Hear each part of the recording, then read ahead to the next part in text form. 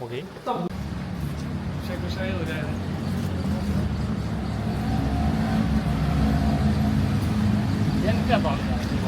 ရပါကဲ driver တွေ့ပါပြီ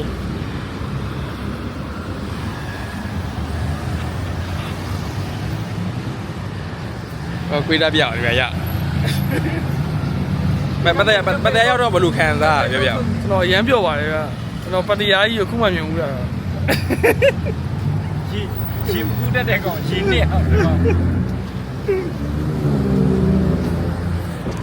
ကဲအခုတော့သွားလိုက်ပါအောင်မယ်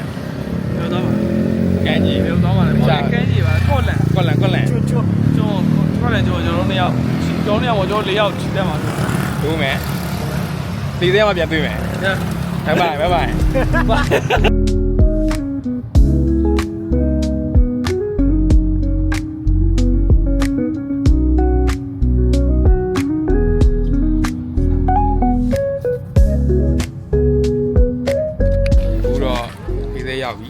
လေးစိတ်ရောက်နေပြီမှာတကယ်ဝယ်ဖို့စောင့်နေတယ်ဆောင်30အခုကန်းကြီးအခုမှမြင်ရပါတော့လူခံစားရတယ်ချက်ပြောပါကန်းကြီးကိုမြင်ရတော့ကျောစိတ်တယ်ကြည်လင်သွားတယ်လို့လေးပြေလင်းလေးနဲ့နော်လေးပြေလင်းလေးတော့လင်းငင်းခံပြီးတော့တင်မောစီမှာဖြစ်ပါတယ်နော်တင်မောစီပြီးဖို့ရောက်ရင်ရေကြီးလေးကိုခံစားရမယ်နော်ရေကြီးလေးနဲ့လေးပြေလေးကိုခံစားပြီးအုံးရီလေးပါတောင်းမေးတော့ကျေးဇူးပါခေါလန်ကျွန်းရအောင်ပြန်တွေ့ပါမယ်ခေါလန်ကျွန်းရအောင်ပြန်တွေ့မယ်ဘုပေါ်မှာလည်းလူကြီးတော့ဒီကွက်ကျ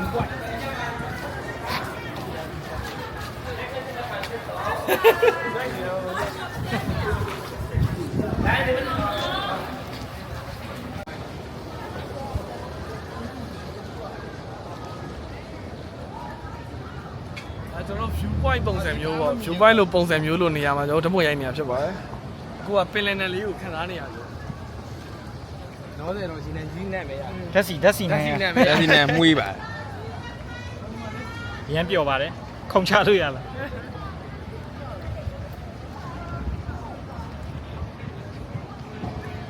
မလေးစီနဲ့ပုံရ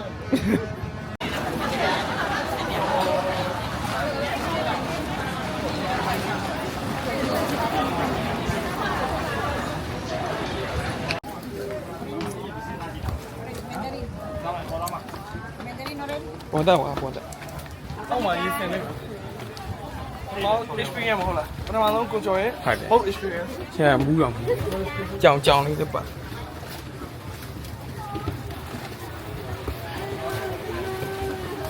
မပဲထိုင်လားအောက်မှာထိုင်တာအောက်မှာမပြည့်သေးဘူးရင်ဘူးတယ်ရင်ဘူးတယ်လုံးဝငါရေးမစင်ပါဘူးမင်းကဝန်ထမ်းဖြစ်နေပြီလားရေကူးပြီးသွားတာခင်ဗျာ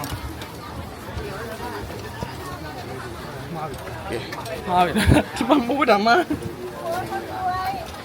တော့ကျွန်တော်တို့ပါဝတ်တာလား live jacket ဝတ်တယ်မျက်နှာပေါင်းရတယ်တော့ပါလီlive jacket ကျွန်တော်ဝတ်တယ်ပြီးလှချင်းလေးနော်မလှမှာလေကြောက်သေးတယ်လှမလှဘူးကဲလေဟိုကျွန်းရမပြန်တွေ့ပြောကျွန်းမပြန်တွေ့မယ်ကျွန်းရမပြန်တွေ့ပြောကျွန်းအောင်မပြန်တွေ့ပါမယ်ကျွန်းသားတွေဆိုတော့ကနန်းနေဖမ်းပြီးစားတော့ငါးကိုယ်တိုင်ဖမ်းပြီးတက်တာလေတက်တာငါးကိုယ်တိုင်ဖမ်းပြီးပြန်လာခဲ့တယ်ဟာဒီမော်ဆာထွက်နေပြီနော်လေစီဘူးရဲ့ဒီမင်းကဖီလင်းလေးပြောပါဒီမောစားထွက်တဲ့ခံတာပေါ့လားလေစီရတာရမ်းမကောင်းပါဘူးရတာပြပိုက်ပါလားတနိုင်မှဆက်ရမယ်ဆိုရင်ပဲတနိုင်မှဆက်ရမယ်လို့ထင်တာပဲစောစောထွက်သွားတော့ပြောပါတော့ရန်ကုန်မြစ်ထဲကလို့တောသားတွေစီရဲ့တန်ပန်မဟုတ်ဘဲနဲ့နှစ်ထပ်နဲ့ဆိုတော့ပြောပါတော့ဒါတော့မိုက်ပါပထမဆုံးတွေ့ကြမှာကျွန်တော်ရဲ့လေးတဖြည်းဖြည်းနဲ့ဆို fresh ဖြစ်နေပင်လေလေးနဲ့လေးနဲ့ပင်လေနဲ့စားနေပဲ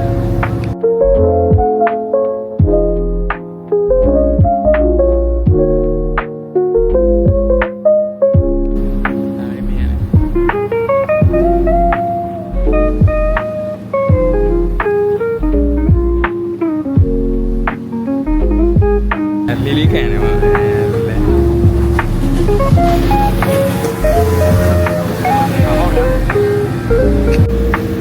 မိုင်းပစ္စည်းတစ်စုံပဲရှိနေရကြ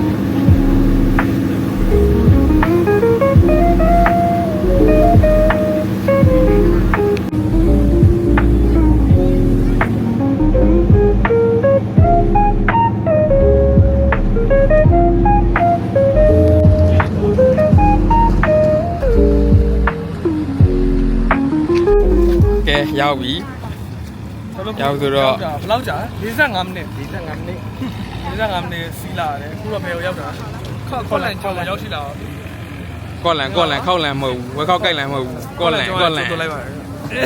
လို့လည်းကျော်ကျဆူလိုက်ပါ အခုကိုရှာဘာစီရင်ရှိလဲဘာသွားဆက်လုပ်မှလဲပြောပြပါဦး ရန်ခေါင်းကိုက်နေတယ်ပင်လေကြီးလေးတောက်လိုက်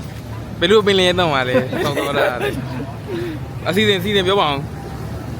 လန်ကတော့အခုကျွန်တော်တို့ဒီမှာရှောက်သွားမယ်ဗျာရှောက်သွားမယ်ရှောက်စားမယ်အုံးရည်တောင်းမယ်ပြီးရင်ကျွန်တော်တို့ပြန်မယ်ပြန်ပြီးတော့တစ်ဖက်ပြန်ပြီးတော့ကဲမယ် โอเค လိုက်ခဲ့ပါမယ်ဗျာ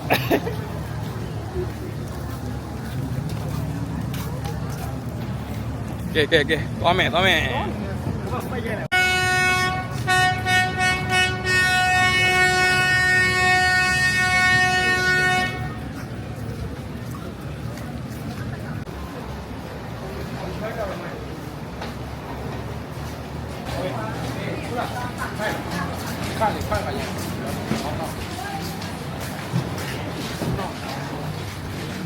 ပေါ်လာတော့ခဏနေချက်စတီးစီးပါမလား ကဲစီးမှာချက်စီးရ ဆောက်တော့ဆန်ကြအောင် ကျွန်တော်တို့သာတော့ဆိုင်ရင်ရှာမယ် ဘိုက်စာနေပြီအရင်ဆုံးဝမ်းစာဖြစ်ပြီးမှလမ်းရမယ် ပြီးရင်ဆွဲစားတော့ဆိုင်ရှာမယ်ပြီးဆွဲမယ်ပြီးရင်ရေလေးဆေးမယ် မှန်တယ်ရင်ငုတ်တမလေးဆိုတော့ငါးဖမ်းမယ် ဘာစားမှာသမီးမဲ့စားမှာလားပင်လေးစားမှာ ပြောတော့ခေါ်စားမှာခေါ်မေးကြည့် ဘာစားမှာလဲဘာစားမှာလဲ ဒီလိုပါစားကြည့်တယ်အဲ့ဒီလိုသဘော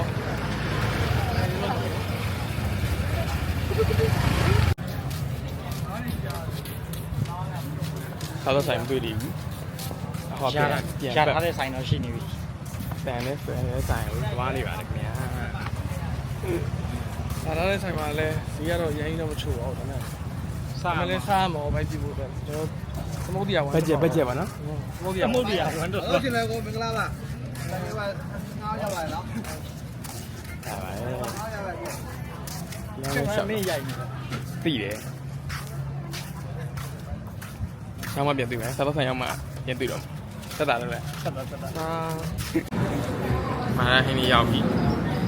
ဆွဲမယ် အဲ့ဒါပါပဲ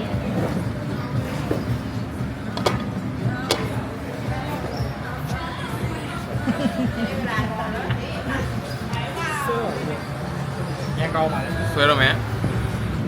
သာကောင်းရလား ပျော်နေပြီလေက200ပေးရမှာမလို့ အဲ့တော့စားပြီးတော့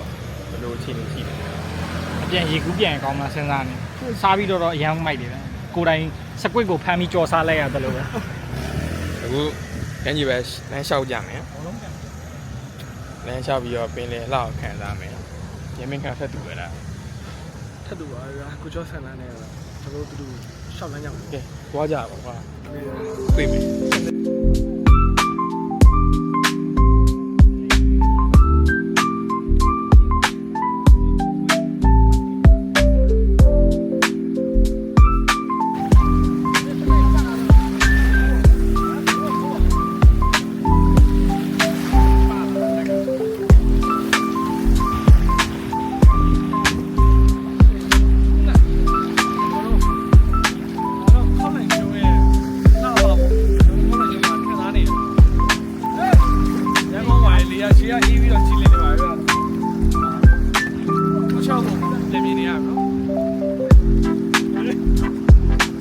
ရန်ကောင်းတယ်ရေကူးခြင်းပဲပညာလေးသိဝင်ပါရဲ့အပြန်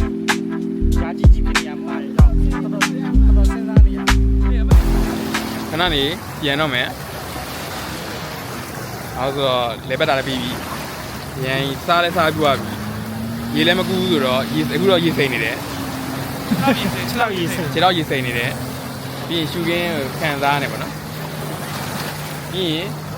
တင်မလည်းမတော်ဝဲမယ်ပြန်မယ် ကျွန်တော်တော့ okay စီမှာထပ်ပြီးတော့လေပတ်မှာပေါ့ဒါပေမဲ့အဲ့ဒါမတိကြသေးဘူး။ဘာကြည့်ရင်လာမှမသိသေးကြတယ်မှာ။သိချင်ရင်စောင့်ကြည့်ပါ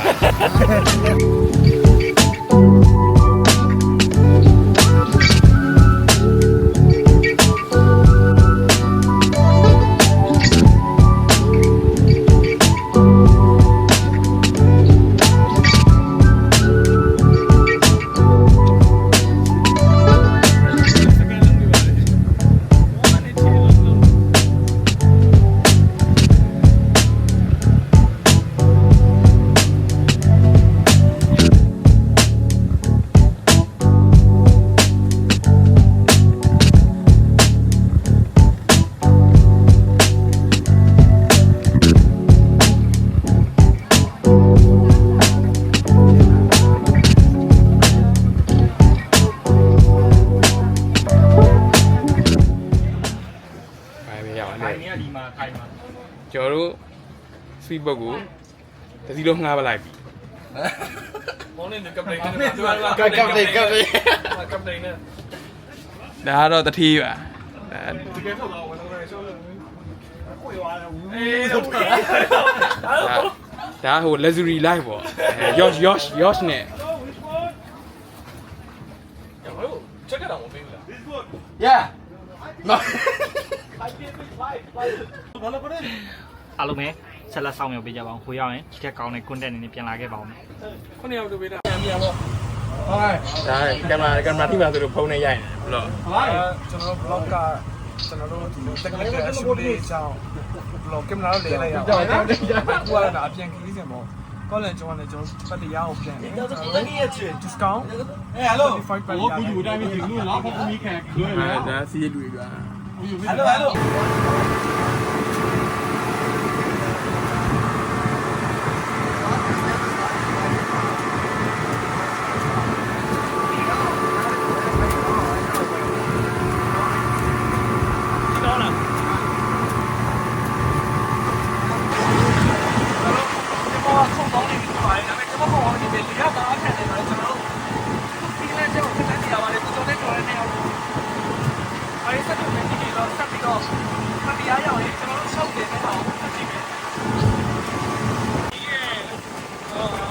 လောက်ကန်ဒီကိုကျွန်တော်တို့ပတရားကန်းတွေကိုကျွန်တော်ပြန်လဲချိန်ကလာပါပြီပြန်ဒီပြောင်းမဲ့သူတော်တော်မှန်တယ် sorry sorry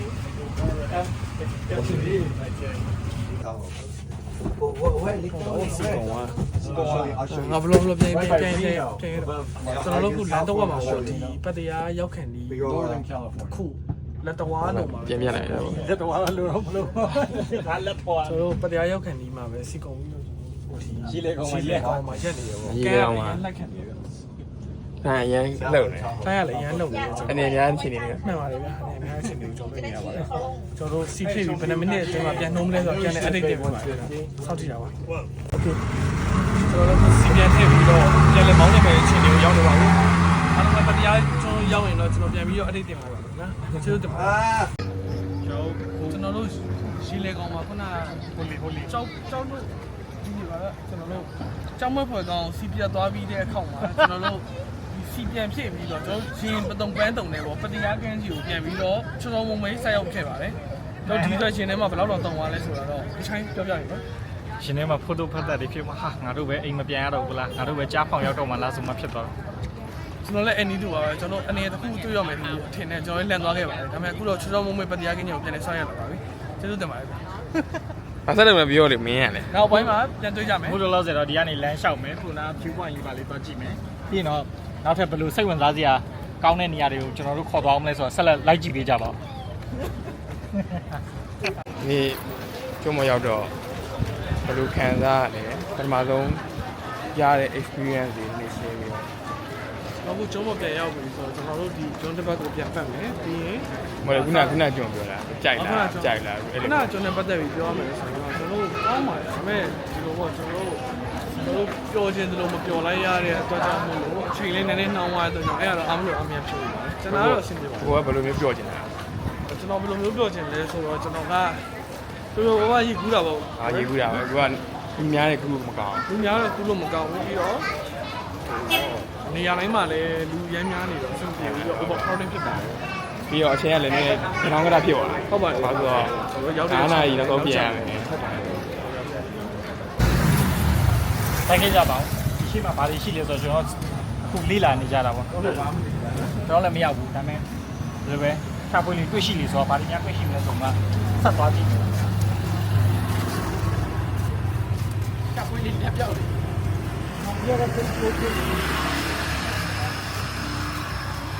ဒါတော့စီးဆိုင်ပတ်တရားဟုတ်တယ်စီးဆိုင်နာမည် ဆိုင်ရန် ဘူးဘူးဘူး ဟုတ် ဟိုအောင်မင်း အခုကျွန်တော်နဲ့ကိုကျော်ရယ်တော့ brother ရယ်ကျွန်တော်တို့ master လုပ်ပြီးပြန်လာတာတယောက်ကို200ပေးရတယ်ဒါပေမဲ့ it's so fucking good တနိုင်200အရန်ကောင်း 200ပေးရတယ်အရန်ကောင်းတယ်အခုအကျော်ချင်းတွေပြေးပြီးတော့နောက်ထပ်ခီးကြီးသွားပြန်ပြီးတော့ IN တည်း IN ပြပါ IN ပြပါ IN ပြောရတာ အရန်ကောင်းပါတယ်နေ့နေ့ပြီးရင်ဓာတ်ပုံထည့်ပေးလိုက်မယ်စိုက်နေမယ်ဒီထောက်လေးမှာဒီထောက်လေးမှာထည့်လိုက်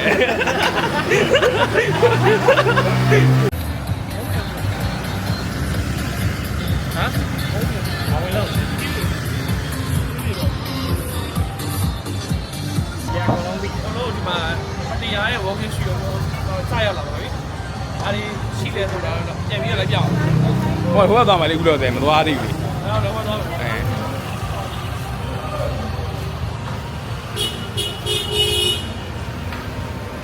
အဲ ဒီဆိုင်ကသားများ ကဲအခုတော့ကပတ်ဆိုင်ရွေးရတယ် ခပတ်စားမှာဖြစ်ပါ ကပတ်စားမှာဖြစ်ပါတယ် စားမကုန်ခါမှာဖတ်သွားတယ် အတူမြုံမယ် နောက်ရက်မှာစုံပါမယ် အားလုံးစုံတယ်ဒါပဲ ရေစိန်လည်းစိန်မယ်ရေနွေးချွေးထုံရင်လည်းထုံမယ် ရေမင်းကပြိတ္တာအခုပြော လက်ဗန် blog တွေကိုဆက်ကြည့်ခြင်း stay down subscribe like follow လုပ်ပြီ subscribe like follow လေးလုပ်ပေးပါ ခေါင်းလုံးပါတီးလို့ ခေါင်းလေးပါဒီ ဒီလေးလေးပေါ်လာတင်းတောင်လက်တာ ဟုတ်တယ်ဟုတ်တယ် တက်တာလို့ ကျွန်တော်တို့ဟိုတယ်ကနေစနစ်ချက်ကောက်ထွက်ခွာမလို့ပါဒါဟိုတယ်နဲ့ပြန်ပြီးတော့ကျွန်တော်ဒေတူကနေအခုပြန်ပြီးကျွန်တော်တို့ဘန်ကောက်ကိုပြန်ပြီးတော့ road to ဘန်ကောက်ပေါ့